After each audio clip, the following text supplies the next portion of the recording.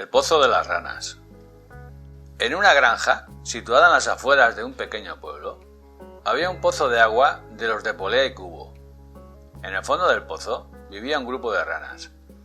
Con el tiempo, se habían acostumbrado a la vida en ese reducido espacio, ya que tenían cubiertas sus necesidades más básicas, agua y alimento, y tenían sensación de seguridad en su aislamiento. Lo único que perturbaba su tranquila existencia era un cubo que aparecía todos los días, más o menos a la misma hora, cuando alguien lo arrojaba al fondo para recoger agua. Cuando escuchaban el ruido de la polea, daban la alarma, y todas las ranas se escondían en las rendijas de la pared de piedra hasta que pasaba el peligro cuando el cubo lleno de agua era izado de nuevo hacia la superficie. Un día, una joven rana pensó que tal vez el cubo, en lugar de ser un peligro, podía ser una oportunidad de salir de allí y ver qué había más allá. El límite superior del pozo ofrecía un aspecto cambiante. Algunas veces, oscuro como el fondo que habitaban, y otras, en cambio, tenían una gran luminosidad, con varias formas y colores, que hacían presentir que allí había algo nuevo y digno de conocerse. Y sobre todo, estaba aquella figura bella y fugaz, aquel rostro con trenzas, que aparecía cada día junto con el cubo. Sin duda, merecía la pena arriesgarse para ver de cerca todo aquello. Cuando la joven rana expuso su idea al resto de sus compañeras, éstas montaron en cólera. «¡Eso nunca se ha hecho! Sería la destrucción de nuestra especie. Nosotras hemos sido hechas para estar aquí, y es únicamente aquí donde estamos bien y podemos ser felices. Nadie debe violar jamás las leyes de nuestros antepasados. ¿Quiénes somos nosotros para cuestionar su sabiduría?» Haciendo caso omiso de las advertencias de sus compañeras, la joven rana esperó con paciencia al regreso del cubo, agazapada en un saliente de la pared. Cuando el cubo era izado de nuevo hacia la superficie, con un gran salto, la rana se metió en su interior, ante la mirada horrorizada de sus compañeras. El Consejo de Ancianos declaró a la joven rana rana non grata y prohibió expresamente que se volviese a hablar de ella nunca jamás.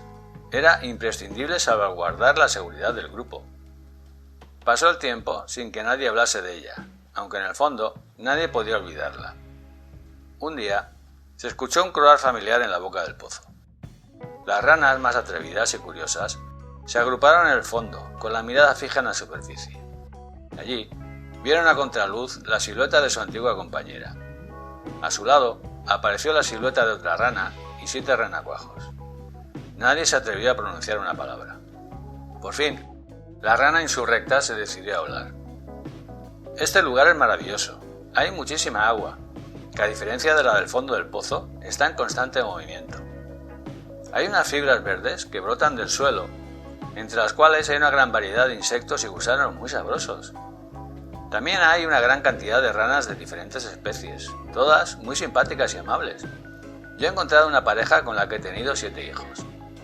Aquí arriba hay sitio para todas, porque esto es muy grande y nunca se ve el final». Desde el fondo, el Consejo de Ancianos advirtió a la rana que si bajaba sería ejecutada por alta traición. Desde la superficie contestó que no pensaba bajar nunca más, y despidiéndose de todos, se marchó a disfrutar de su nueva vida. En el fondo del pozo hubo un gran revuelo. Algunas ranas quisieron someter la propuesta a votación. Las autoridades silenciaron rápidamente las voces disidentes, y la vida volvió a la triste normalidad de siempre. Al día siguiente, por la mañana, la niña de trenzas rubias se quedó asombrada cuando, al sacar el cubo con agua del pozo, vio que estaba lleno de ranas. A diferencia del cuento anterior, Todo lo que necesitas, en el que alguien decidió voluntariamente salir del paraíso para irse al infierno, aquí la rana decide huir de un infierno disfrazado de paraíso para encontrar su libertad. Es posible que esto te recuerde a la situación que viven en la actualidad algunos países, en los que, pese a vivir en un auténtico infierno, hay personas que defienden al sistema con uñas y dientes, atacando sin piedad a todos los que se atreven a cuestionarlo. El esclavo no odia a quien lo esclaviza, odia al que es libre.